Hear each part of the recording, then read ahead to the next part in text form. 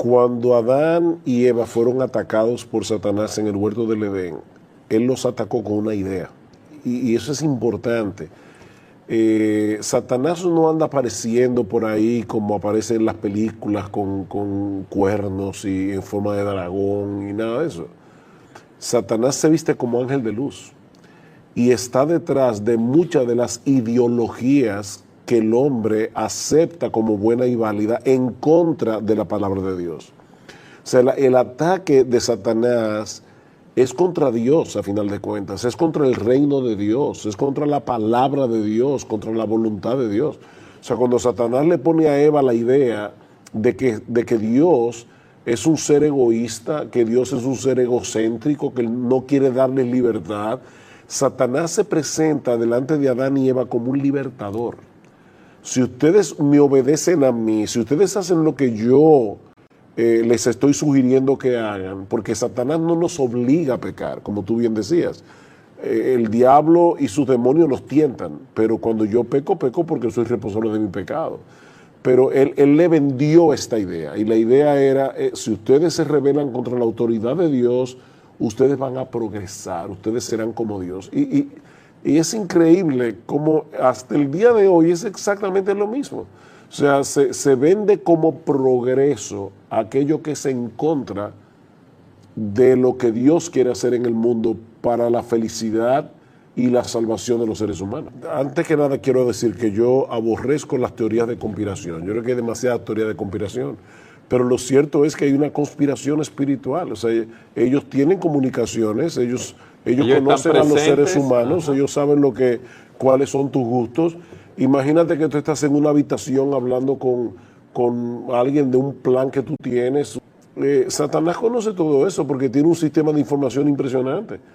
Aparece de repente un individuo que tiene contacto con este tipo de mundo espiritual y te dice, yo sé que tú estás planificando un negocio proyecto de tal cosa, y dice, wow, pero nadie sabía eso.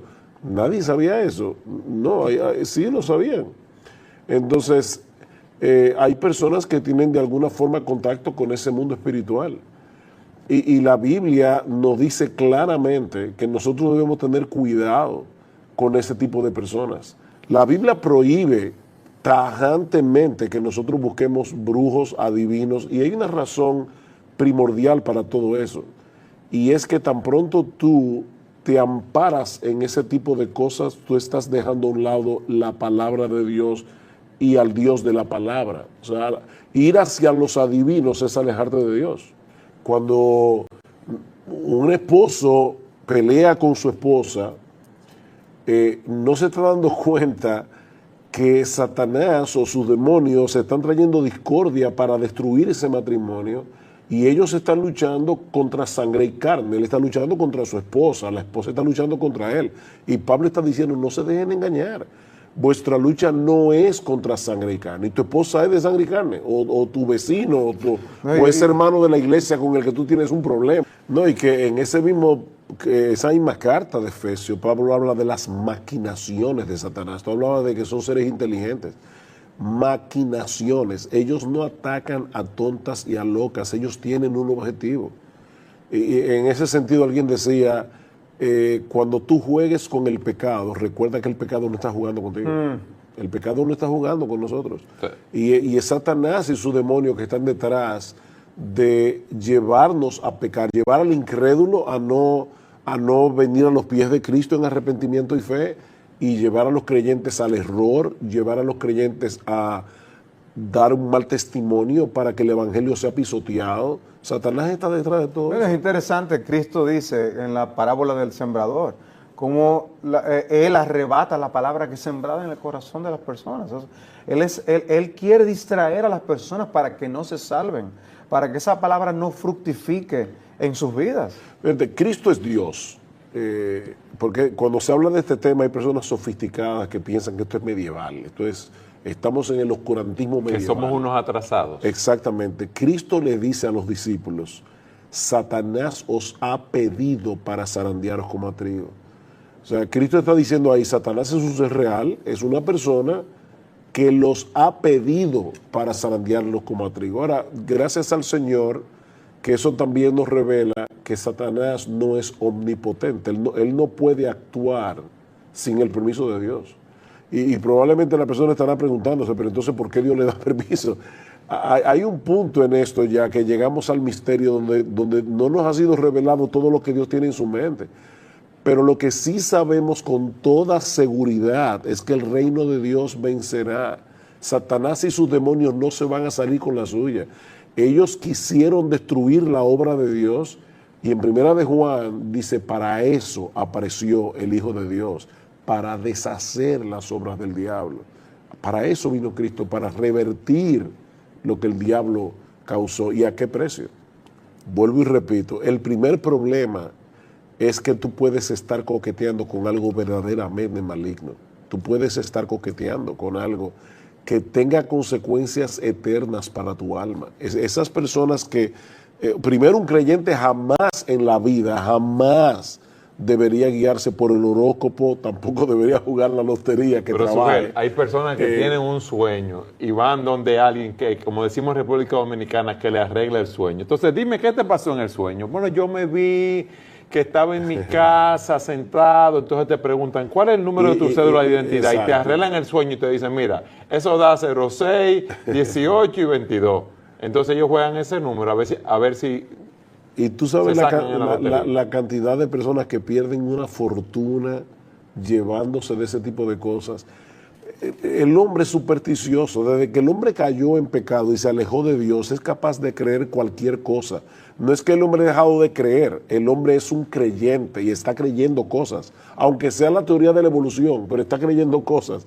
Y también están creyendo cosas demoníacas, cosas psíquicas o lo que sea, por este tipo de cosas. Pero al final de cuentas, lo que el diablo está tratando de hacer, ya sea con los psíquicos engañadores, o con los que de verdad tienen de alguna forma contacto con este mundo espiritual, es alejar a las personas de Dios. Yo no quiero confiar en Dios y su palabra. Yo no quiero ver cuál es la voluntad de Dios para mí, que Él me ha revelado claramente en su libro. Y otra cosa más, ¿por qué yo quiero saber el futuro?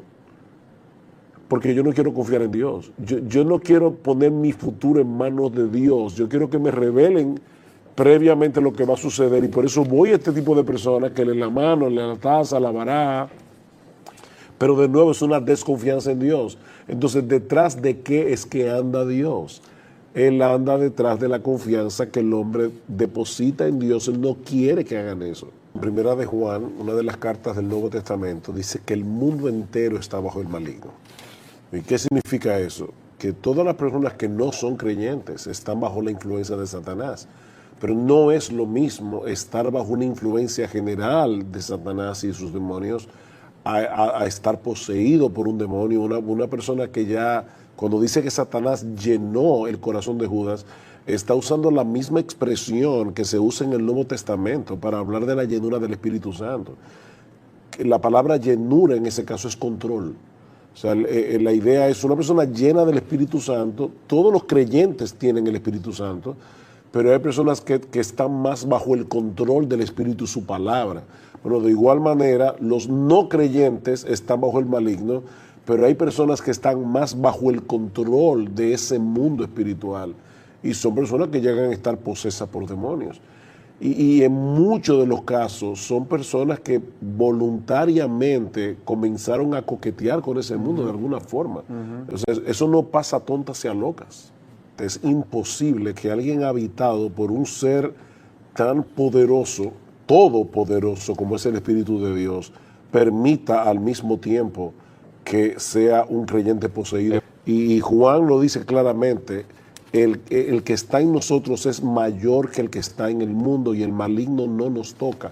No nos toca en ese sentido, porque definitivamente Satanás y sus demonios tientan a los creyentes. Dice Santiago capítulo 1 versículo 13, cada uno es tentado cuando de su propia concupiscencia, es decir, de esos deseos pecaminosos que ya están en ti, somos atraídos y seducidos hacia el pecado. Y en Efesios, cuando dice, vístanse de toda la armadura de Dios para que podáis resistir el ataque de Satanás. O sea que, de hecho, yo creo que es importante decir esto para personas que nos están mirando. Hay creyentes que tienen una lucha horrible con pensamientos y piensan, como el personaje de Bunyan, que esos pensamientos salen de su corazón y a veces llegan hasta blasfemias, o están leyendo las escrituras y de repente tienen dudas que vienen. Esos son los dardos de fuego del maligno de los que habla Satanás. Y que habla Pablo. Que habla Pablo en Efesios, perdonen. El punto sigue siendo que esos dardos de fuego, yo tengo que defenderme de ellos con el escudo de la fe.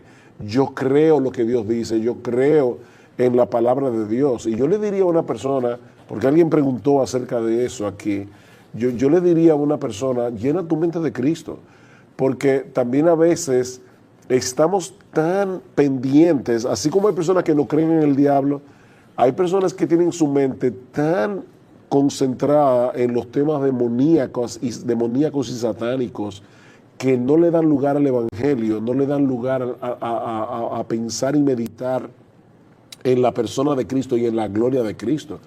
Entonces, en ese sentido, yo le diría, no estés tan pendiente de esos pensamientos que vienen a ti, porque son dardos de fuego del maligno. No te tomes tan en serio, en otras palabras. ¿Cómo nosotros podemos creer que en la Segunda Guerra Mundial una persona como Hitler decidió exterminar a todo millones de personas? ¿Qué influencia demoníaca puede haber allí cuando un ser humano se levanta y extermina, o como está pasando hoy día, con etnias completas que son barridas por otras etnias que se creen superiores? Eso es demoníaco. Pero no podemos ver a Satanás y sus demonios únicamente en cosas tan dramáticas como esa. Vuelvo y repito, en una mentirita blanca. Dice Pablo, Satanás se viste como ángel de luz. Fíjate, por ejemplo, cómo el hombre usa el lenguaje en el día de hoy. Y yo creo que hay algo demoníaco en eso. Las personas hablan de la libertad de expresión, no hablan de permiso para vender pornografía. Porque la palabra pornografía es muy cruda y no hablan de aborto, no hablan de asesinato, hablan de pro-escogencia, pro-choice, ¿verdad? No, yo no estoy a favor de que maten bebés, yo estoy a favor de la libre elección de la mujer. Es un eufemismo, es una forma de manejar el lenguaje para esconder algo que está terriblemente mal detrás. Y en ese sentido Satanás se disfraza como ángel de luz. Él vende el mal como si fuera el bien. Dice, habrá hombres que, porque teniendo cauterizada la conciencia, enseñarán doctrina de demonios. ¿Y cuáles son esas doctrinas de demonios? Que se coman bebés o algo así. No, prohibirán casarse y mandarán abstenerse de alimentos que Dios creó para que con acción de gracias participasen de ellos los creyentes y los que han conocido la verdad. ¿Qué produce el ascetismo? Producen algunos orgullo espiritual por practicar el ascetismo, y en el que está en contra del ascetismo le produce una visión distorsionada de quién es Dios. O sea, Dios es tan malo que nos prohíbe comer lo que a mí me gusta comer. Cuando en 1 Timoteo capítulo 6, versículo 17, dice que más bien Dios es que nos da todas las cosas en abundancia para que las disfrutemos. Entonces yo convierto a un Dios bueno y bondadoso que es dadivoso con sus criaturas en un ser mezquino que quiere llevar al hombre a sufrir y le pone por delante una comida deliciosa y le dice, no te la comas. Eso parece muy santo. Sin embargo, ¿qué dice Pablo? Es doctrina de demonios. Prohibirle a una persona casarse, eso es doctrina de demonios. Eso es exponer a una persona a cometer pecados y aberraciones. La Biblia dice claramente, Cristo ya venció. No es que Él va a vencer, Cristo ya venció. Amén.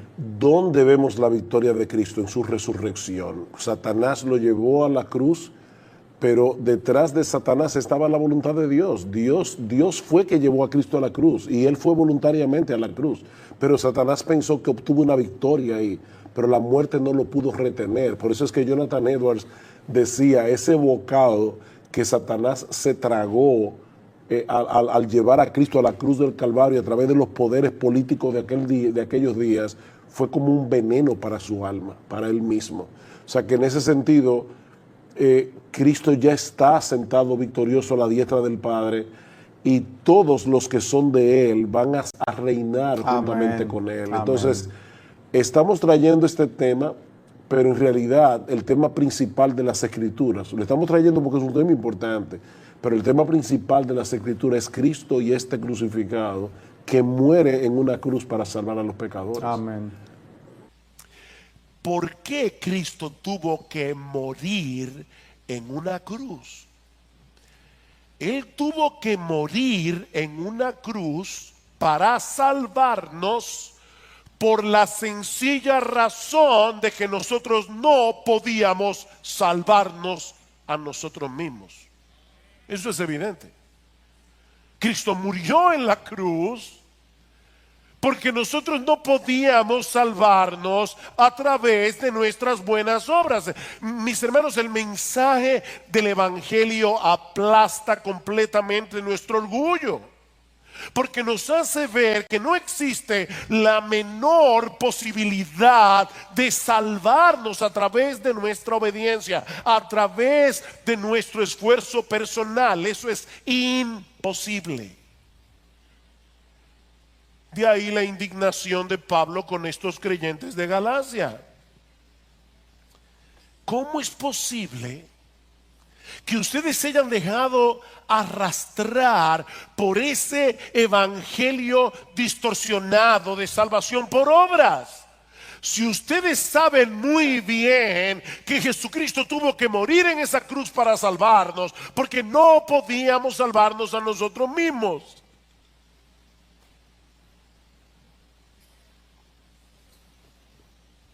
Me acuerdo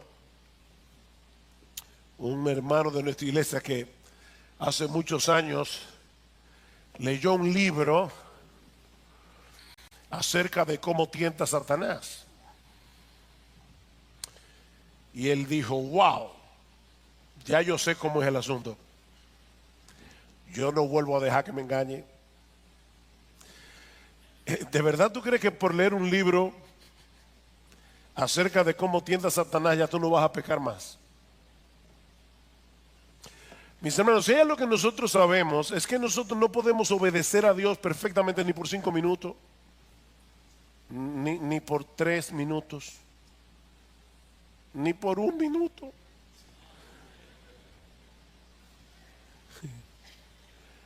Que no podemos. Y él está diciendo, Gálatas insensatos, ¿cómo es posible que ustedes hayan sido arrastrados? Ustedes vieron a Cristo crucificado con los ojos de la fe. Ustedes entendieron el significado de esa muerte en la cruz. ¿Cómo es que se volvieron atrás? Mis hermanos, y no mis queridos idiotas de IBCJ, no.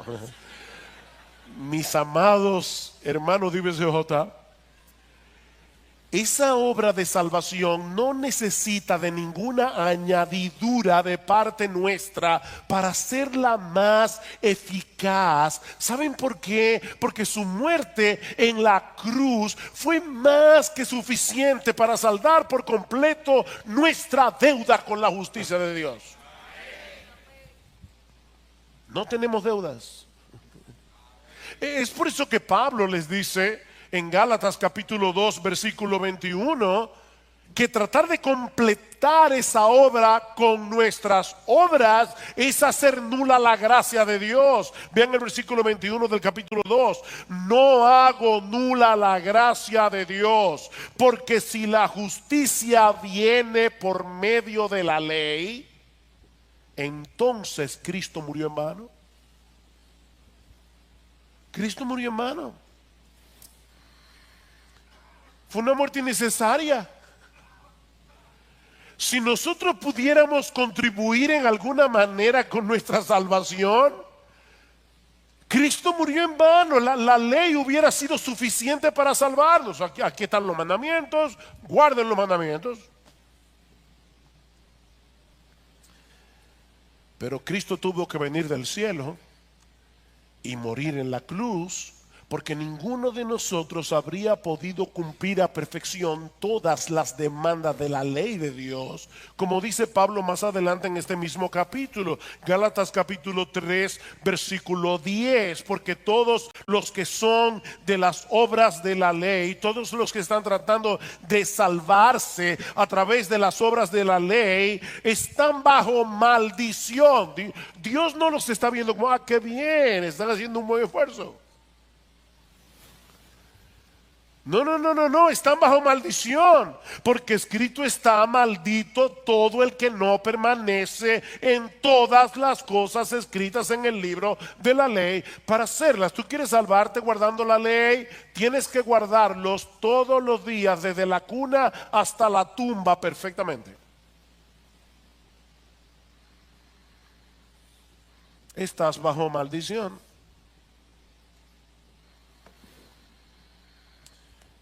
Pero esa combinación de fe más obras no solo contradice el Evangelio, sino que Pablo quiere hacerles ver, en segundo lugar, que también contradice la obra del Espíritu en nosotros. La obra del Espíritu en nosotros. Versículo 2. Esto es lo único que quiero averiguar de vosotros. ¿Recibisteis el Espíritu por las obras de la ley o por el oír con fe?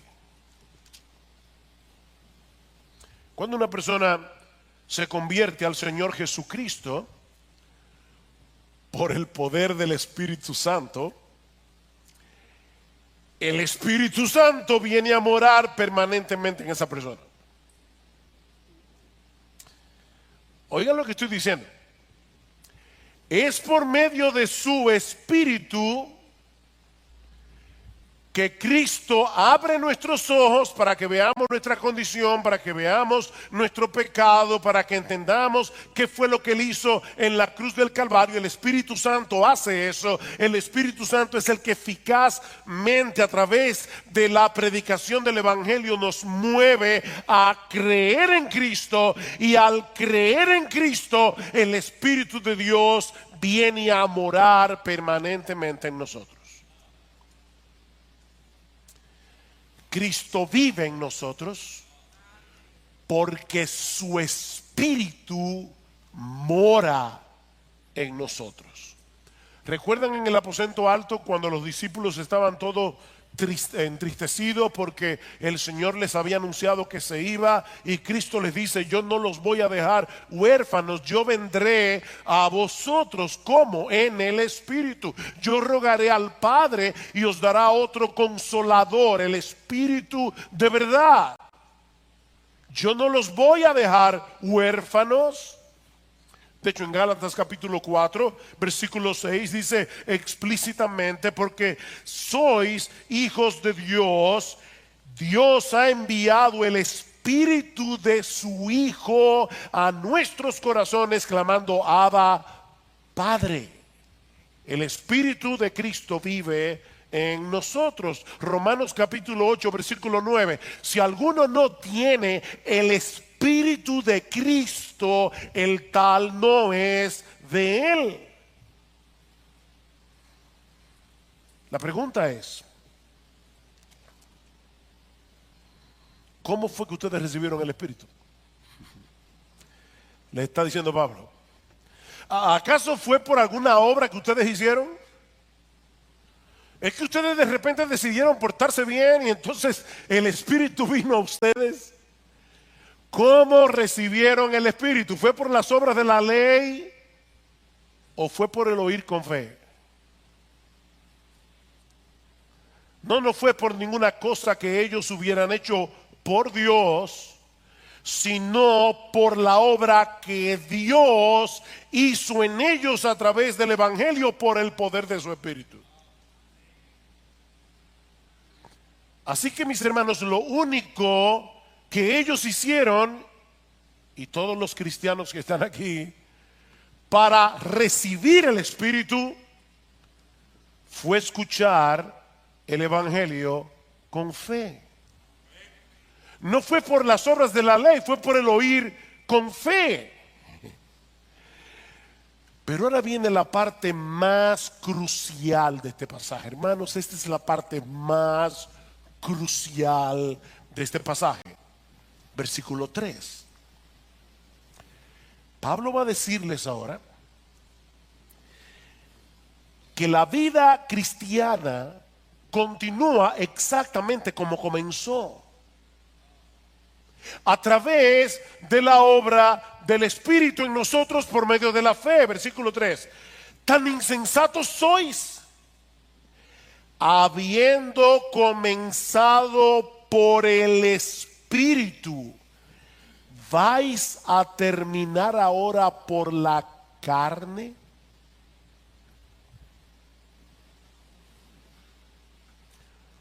Pablo quería que estos creyentes pensaran, y yo quiero que ustedes lo hagan también,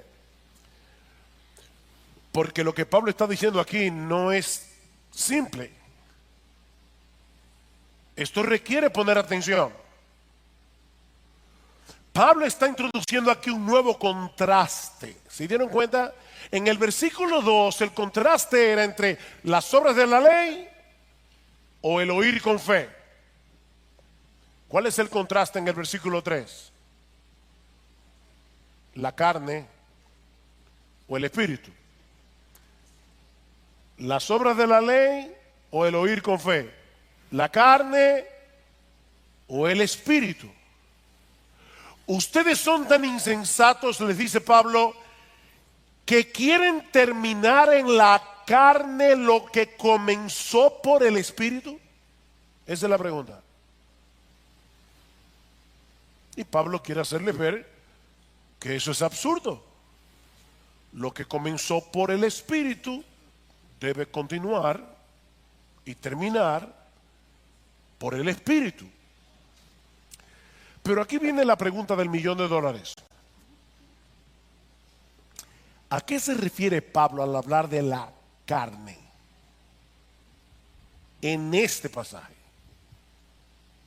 En contraste con el espíritu, porque algunas veces la palabra carne se usa en la Biblia para referirse a nuestro cuerpo físico, a este cuerpo de carne, y vamos a ver que en Gálatas capítulo 2 versículo 20 Pablo usa la palabra carne en ese sentido. Pero otras veces la Biblia usa la palabra carne para referirse a nuestro viejo yo que se deleitaba en el pecado y que no quería someterse a Dios. Ese viejo yo se gloriaba en su independencia de Dios. Ese viejo yo se gloriaba en su propia autonomía. El problema es que esa condición carnal no siempre se manifiesta de la misma manera. Es decir, no todos los pecadores tratan de manifestar esa autonomía, esa independencia de Dios de la misma forma. Algunos lo hacen viviendo una vida inmoral, viviendo una vida licenciosa. Más adelante Pablo va a decir que las obras de la carne son la fornicación, la mentira, la ira, la envidia. Esas son las obras de la carne. Pero mis hermanos, otras veces las personas tratan de manifestar esa autonomía de Dios a través de una vida moral, a través de una vida decente, que pretende ganar el cielo por su propio esfuerzo, creyendo que tienen la capacidad de llegar al cielo, subiendo por la escalera de su esfuerzo personal. Y es a eso que Pablo le llama carne en el versículo 3. ¿Ven el contraste? Ustedes comenzaron porque el Espíritu obró en vosotros. Ahora van a regresar a ese estilo de vida que ustedes tenían cuando querían vivir en independencia de Dios, en autonomía de Dios, haciendo las cosas en su propio esfuerzo, lo que comenzó en ustedes por el Espíritu, es decir, descansando enteramente en la obra de Cristo en la cruz, habiendo sido regenerados por el Espíritu Santo, ahora pretenden completarlo a través de su propio esfuerzo por obedecer la ley de Dios. Vean el versículo 4. ¿Habéis padecido tantas cosas en vano? Si es que en realidad fue en vano, la palabra que se traduce como padecer aquí significa literalmente experimentar, y es el contexto el que debe ayudarnos a decidir si se trata de una experiencia negativa como el sufrimiento, la persecución, o si se trata de una experiencia positiva, que es lo que yo creo que Pablo está señalando aquí. Ustedes experimentaron, por el contexto, la bendición del nuevo nacimiento, experimentaron la bendición de haber nacido de nuevo en Cristo para salvación, experimentaron el haber recibido el Espíritu Santo, y todo eso únicamente por recibir por medio de la fe el mensaje del Evangelio. Y ahora Pablo pregunta: ¿es que acaso todo eso fue en vano? ¿Que ahora quieren sustituir la fe por las obras, el Espíritu por la carne? Mis hermanos, la vida cristiana debe continuar exactamente como comenzó, descansando por la fe en las grandes verdades del Evangelio. Versículo 5. Aquel pues que os suministra el Espíritu y hace milagros entre vosotros, ¿lo hace por las obras de la ley o por el oír con fe?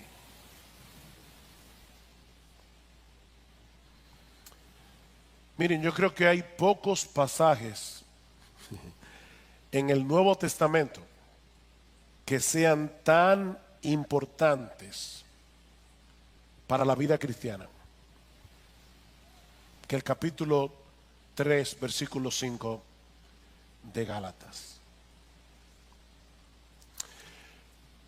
Pablo ha venido hablando de lo que ellos habían experimentado en el pasado, ¿se dieron cuenta? Pero ahora se refiere a lo que estaba sucediendo en medio de ellos en el presente.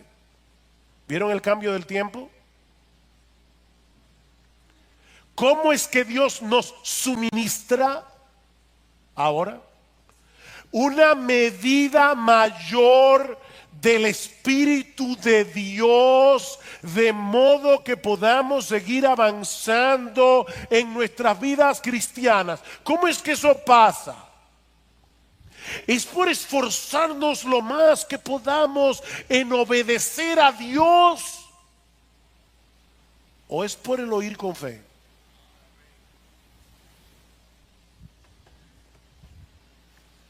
Y obviamente la respuesta sigue siendo la misma. Es por el oír con fe.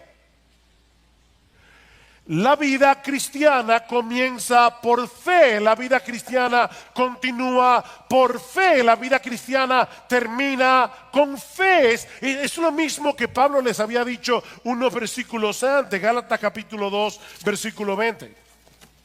Gálatas capítulo 2, versículo 20, alguien decía que Gálatas capítulo 3, versículos 1 al 5 no es otra cosa que un comentario ampliado de Gálatas capítulo 2, versículo 20. Así que lean Gálatas 2:20, que yo sé que ustedes conocen muy bien, algunos de memoria. Lean Gálatas 2:20 teniendo en cuenta todo lo que hemos dicho ya de Gálatas 3. Dice Pablo: con Cristo he sido crucificado. Y obviamente el pronombre tácito y sobreentendido es yo. Con Cristo yo he sido crucificado. De manera que ya no soy yo el que vive. Déjenme hacerles una pregunta. Mis hermanos, ¿quién es el yo que ha sido crucificado con Cristo? La respuesta es el viejo yo insubordinado que se gloriaba en su autonomía, el que quería hacer las cosas en sus propias fuerzas para llevarse la gloria, porque el que recibe el poder, el que da el poder, recibe la gloria, ¿verdad? El que da el poder, recibe la gloria. Si yo hago las cosas, los niños, una de las primeras cosas que aprenden a decir es yo solo. Ellos quieren hacer las cosas por sí mismos. Y por supuesto, eso es lo que le pasa al legalista. El legalista quiere obedecer, hacer las cosas en sus propias fuerzas. Y por supuesto le va a pasar lo siguiente. Si tiene una pequeña victoria, se va a enorgullecer. Porque fue en su propia fuerza. Pero si tiene una derrota, se va a frustrar. El legalista vive en esas dos ondas. O en orgullo o en frustración. Dice Pablo, ese yo fue crucificado con Cristo. Por lo tanto, ya no soy yo el que vive, sino que Cristo vive en mí. Otra vez, ¿cómo es que Cristo vive en mí? Por su Espíritu.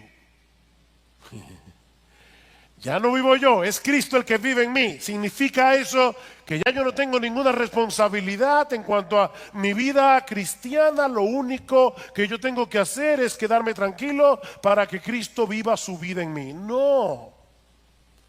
Sigan leyendo. Y la vida que ahora vivo en la carne, perdonen otra vez que sea tan necio, pero ahora el necio soy yo, lo admito. ¿Quién es el sujeto tácito y sobreentendido de su oración? La vida que ahora vivo, ¿quién? Yo, en la carne, es decir, la vida que vivo yo, mi nuevo yo regenerado que todavía permanece en este cuerpo físico, en este cuerpo de carne, pero que ahora tiene la bendición de contar con la presencia permanente del Espíritu Santo que nos mueve a la obediencia. Entre paréntesis. La vida que ahora vivo yo, mi nuevo yo, el regenerado, no el degenerado, sino el regenerado. La vivo por fe, yo la vivo por fe en el Hijo de Dios, el cual me amó y se entregó a sí mismo por mí. ¿Cuál es la clave de mi nueva vida en Cristo? La fe en el Hijo de Dios que me amó y se entregó a sí mismo por mí. Mis hermanos, lo que Pablo está diciendo aquí es lo siguiente. Soy yo el que tiene la responsabilidad de vivir la vida cristiana. Así como nadie se arrepintió por mí, ni creyó por mí cuando yo vine a Cristo en arrepentimiento y fe, nadie puede obedecer por mí, nadie puede leer la Biblia por mí, ni orar por mí, ni venir a la iglesia por mí, ni luchar contra el pecado por mí. Nadie puede hacer eso. Eso lo tenemos que hacer tú y yo. Pero ahora hay dos elementos en el creyente que cambian por completo la naturaleza de nuestra obediencia a Dios. La primera es que ahora no hago ninguna de esas cosas para ganarme el favor de Dios, sino con la tranquilidad de que ya tengo por completo su favor únicamente por causa de la obra de Cristo en la cruz del Calvario. Esa es la gran diferencia entre el legalista y el cristiano. El legalista obedece para ser aceptado por Dios, mientras que el creyente obedece con la gratitud y el gozo de saber que ya fue aceptado. Hay una diferencia.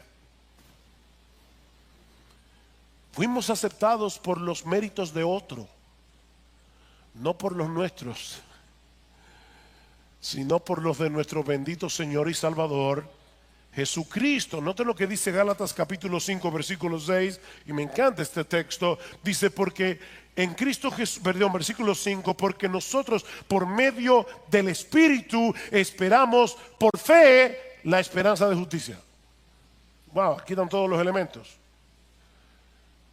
Nosotros por medio del Espíritu, esperamos por la fe la esperanza de justicia. Por la obra del Espíritu en mí, yo estoy seguro que el día que yo me presente en la presencia de Dios, yo voy a ser aceptado como justo en su presencia. ¿Cómo yo sé eso? Por la fe. Porque el Espíritu de Dios que mora en mí me lo asegura por su palabra.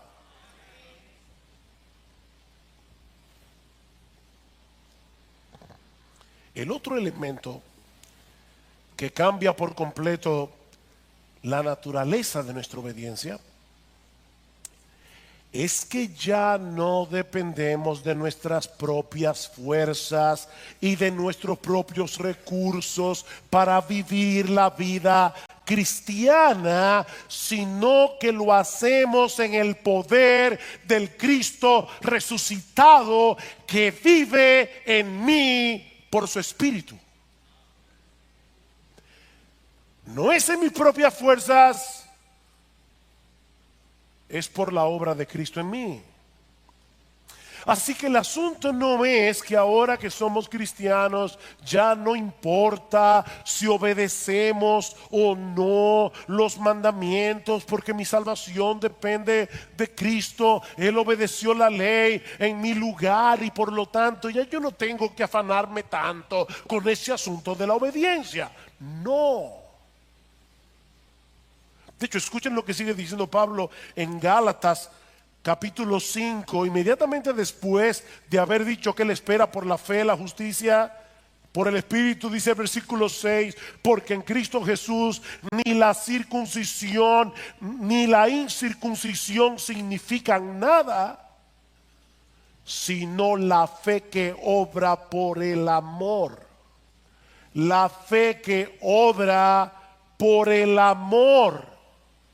Somos salvos únicamente por medio de la fe, pero la verdadera fe es una fe que produce obras de amor a Dios y de amor al prójimo. Si una fe no produce obras, es una fe muerta, y una fe muerta no va a salvar a nadie.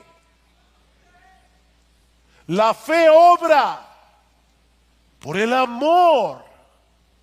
Versículo 13, porque vosotros, 5:13, porque vosotros, hermanos, a libertad fuisteis llamados, solo que no uséis la libertad como pretexto para la carne, sino servíos por amor los unos a los otros, porque toda la ley en una palabra se cumple en el precepto: amarás a tu prójimo como a ti mismo. Ven, el punto no es que ya a mí no me importa la ley, es que ahora yo tengo un nuevo impulso para cumplir la ley, no perfectamente, pero sí sinceramente. Esa obediencia es el fruto de la presencia del Espíritu en nuestra vida. Versículo 16, digo pues, andad por el Espíritu. Andad en dependencia del Espíritu. Andad descansando en los recursos que da el Espíritu, en la presencia del Espíritu en su vida. ¿Y saben qué pasará? No cumpliréis el deseo de la carne. Yo sé que la Reina Valera del 60 lo dice como un mandamiento: y no satisfagáis los deseos de la carne. El problema es que la palabra aquí se puede traducir de las dos maneras, y es el contexto el que debe decidir. Y yo creo por el contexto que lo que Pablo está diciendo es como la Biblia de las Américas lo traduce: andad por el Espíritu y no cumpliréis el deseo de la carne, porque el deseo de la carne es contra el Espíritu y el del Espíritu es contra la carne, pues estos se oponen el uno al otro, de manera que no podéis hacer lo que deseáis. Algunas personas dicen: pastor, yo no debo ser cristiano porque mire la lucha que yo tengo en mi interior. Óyeme bien, esa lucha probablemente es el síntoma más evidente que tú tienes de ser cristiano. Hay una guerra, porque el pecado todavía mora en mí. Pero si sois guiados por el Espíritu, no estáis bajo la ley. Ya yo no obedezco por temor al castigo. Ya yo no obedezco porque pienso que me va a caer un rayo del cielo. Si no obedezco a Dios, lo hago por la presencia del Espíritu en mi vida, no en mis propias fuerzas. Mis hermanos, es esa misteriosa interacción la que vemos una y otra vez en el Nuevo Testamento. Yo sé que alguno va a decir: pastor, me voy de la iglesia hoy con dolor de cabeza. Qué bueno, tómate una aspirina, pero escucha, porque eso lo escribió Pablo para una iglesia común y corriente, no era para un seminario. Pablo quiere que los cristianos entiendan esto. Así que, hermano, escucha bien. Somos nosotros los que tenemos la responsabilidad de hacer lo que tenemos que hacer, pero sabiendo de antemano que separados de Cristo nada podemos hacer.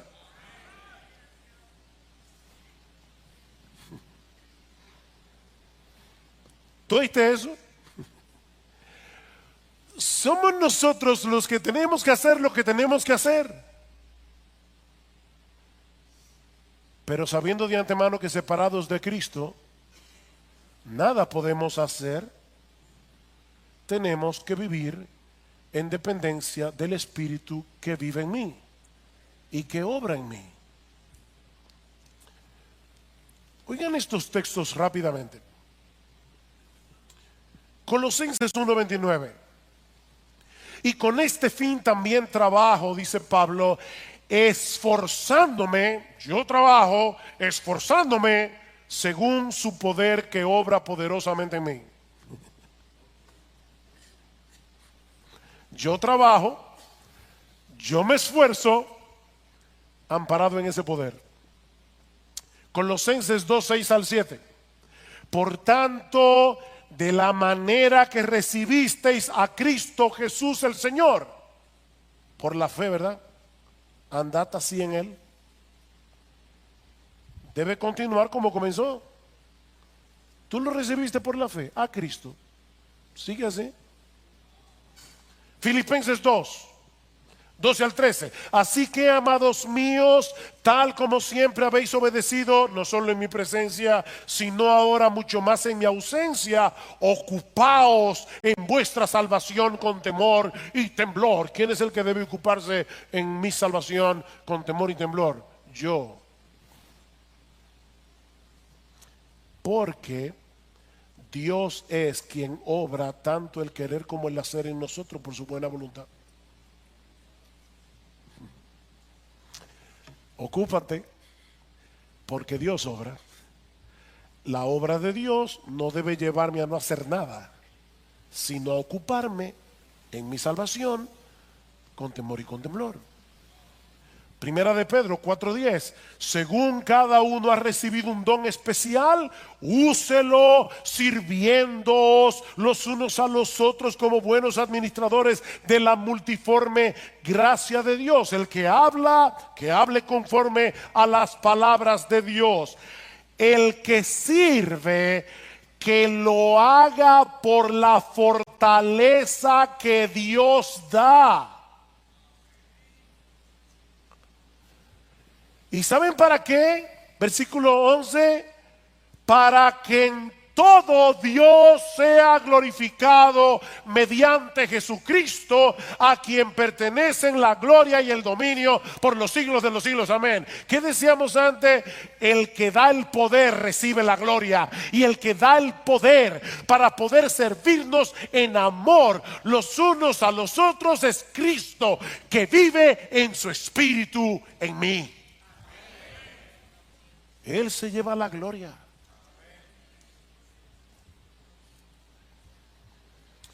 Mire, pastor, hasta aquí lo entiendo de forma teórica. Pero ¿cómo se hace eso? Y yo quiero ser lo más práctico que yo pueda en esta mañana. Yo no quiero que usted vaya de aquí diciendo, bueno, yo entendí la teoría, pero no sé cómo poner esto en la práctica. ¿Cómo es que yo puedo hacer lo que tengo que hacer, pero en dependencia del Espíritu?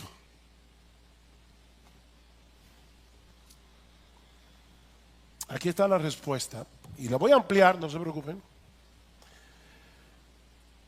Confiando por la fe en el Evangelio de Cristo y amparándonos por fe en todas las promesas de Dios reveladas en las Escrituras y que han venido a ser nuestras por causa de Cristo. Oigan otra vez el versículo 5 de Gálatas 3, y por eso les decía que este texto es tan importante. Aquel pues que os suministra el Espíritu. Nosotros queremos ser llenos del Espíritu. Nosotros queremos tener más de la influencia del Espíritu, ¿no es así? Aquel pues que os suministra el Espíritu y que hace milagros entre vosotros, ¿lo hace por las obras de la ley o por el oír con fe?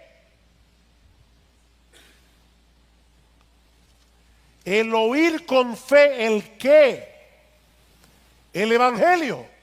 Versículo 6, así Abraham creyó a Dios y le fue contado como justicia. Por consiguiente, sabed que los que son de fe, estos son hijos de Abraham.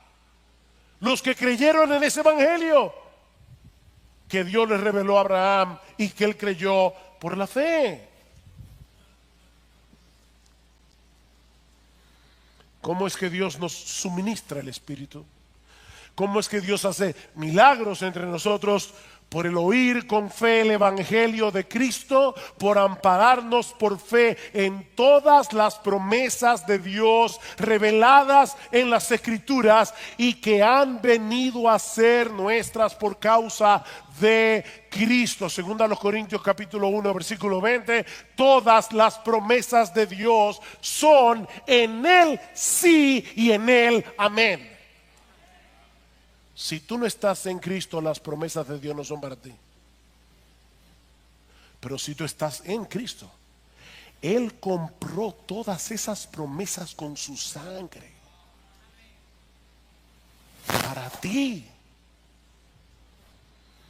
Déjenme poner un ejemplo práctico. No se preocupen que vamos a terminar, creo que a tiempo. No se afanen.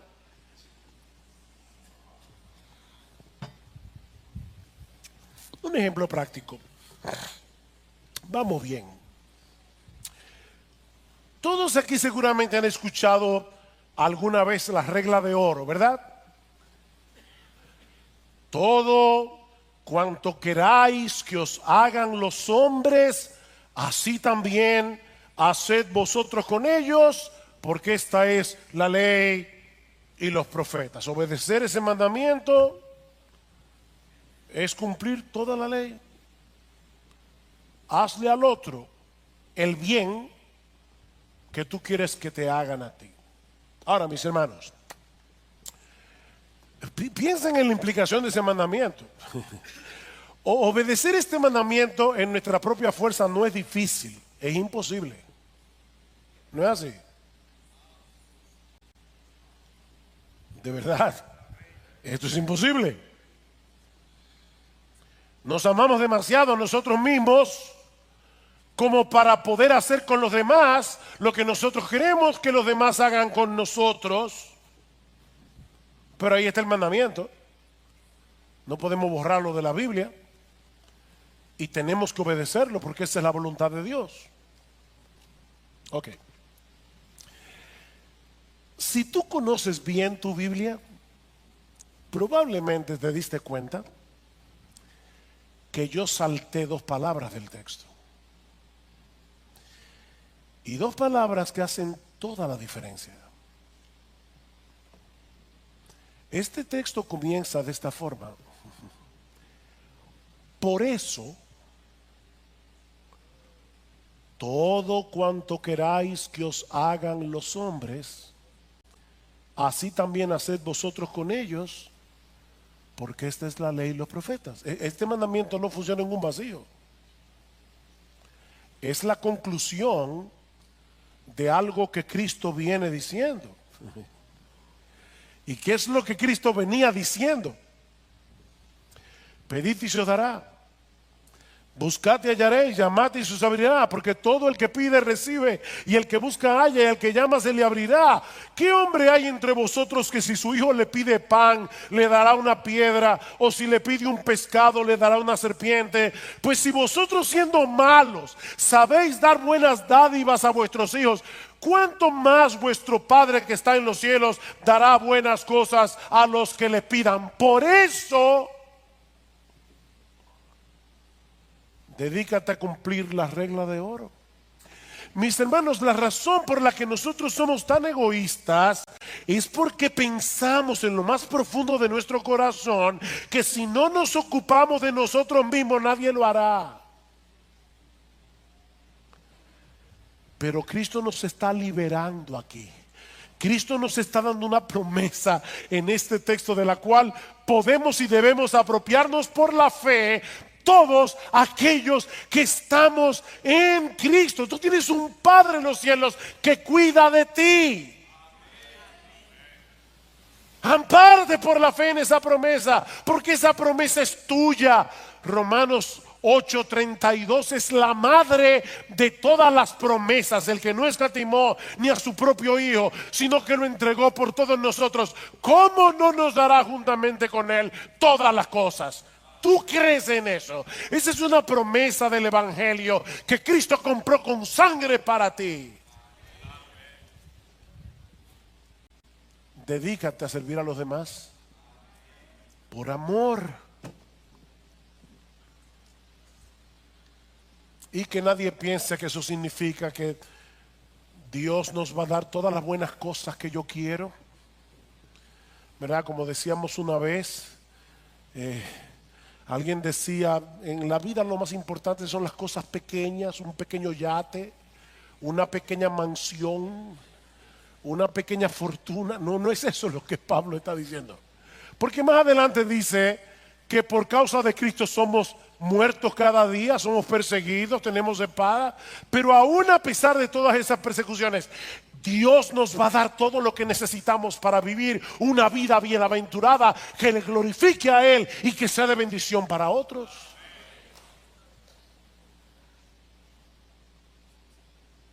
¿Qué significa entonces vivir en dependencia del Espíritu?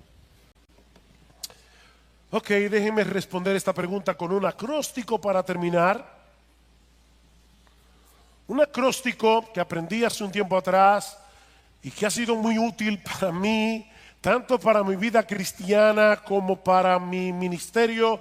Cada vez que voy a predicar, yo recuerdo este acróstico. Adaptado al español es roca, con doble A.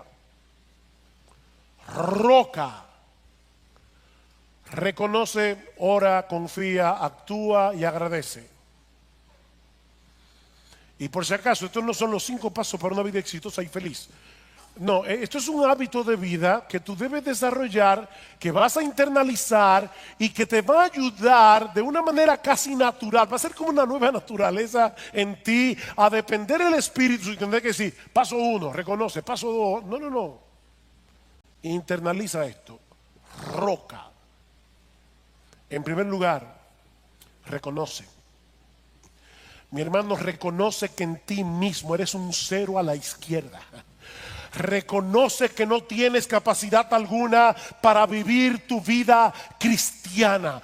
Una y otra vez trae a tu mente la figura que usa Jesús en Juan capítulo 15, permaneced en mí y yo en vosotros, como el pámpano no puede llevar fruto por sí mismo si no permanece en mí, así tampoco vosotros si no permanecéis en mí. Yo soy la vid, vosotros los pámpanos. El que permanece en mí y yo en él, este lleva mucho fruto en la permanencia, porque separados de mí nada podéis hacer.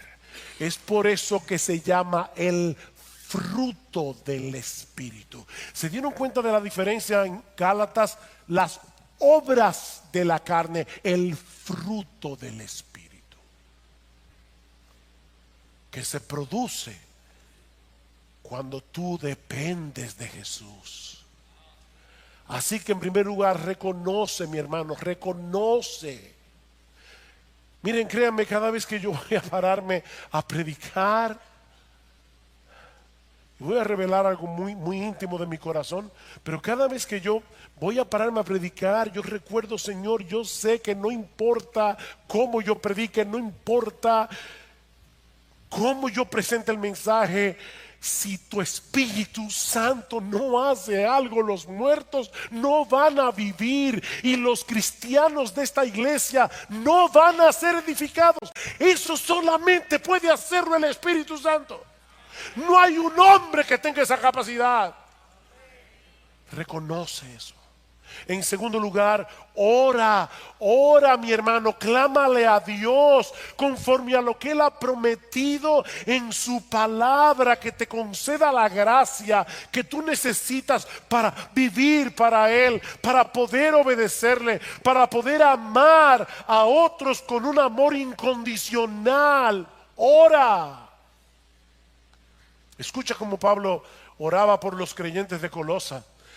Y apropiate de esa oración para orar por ti y para orar por otros. Por esta razón también nosotros, desde el día que lo oímos, no hemos cesado de orar por vosotros y de rogar que seáis llenos del conocimiento de su voluntad, en toda sabiduría y comprensión espiritual, para que andéis como es digno del Señor, agradándole en todo, dando fruto en toda buena obra y creciendo en el conocimiento de Dios, fortalecido con todo poder según la potencia de su gloria.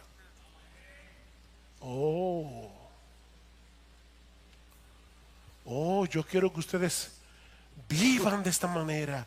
Yo quiero que ustedes agraden a Dios, pero fortalecido con todo poder, en toda potencia de su gloria. Señor, dame ese poder. Dame ese poder. Señor, yo no puedo vencer la envidia de mi corazón. Yo no puedo vencer la lujuria de mi corazón. Yo no puedo vencer la ira que hay en mí. Yo no puedo. Ora. En tercer lugar, confía. Confía, mi hermano.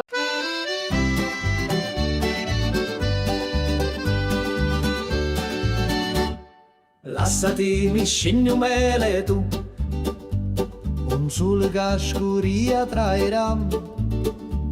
Mi dissi vieni con me stasera, una sera che pari a magia, una cantina che durava musto, lo cuore mio, gli incidetti tutto.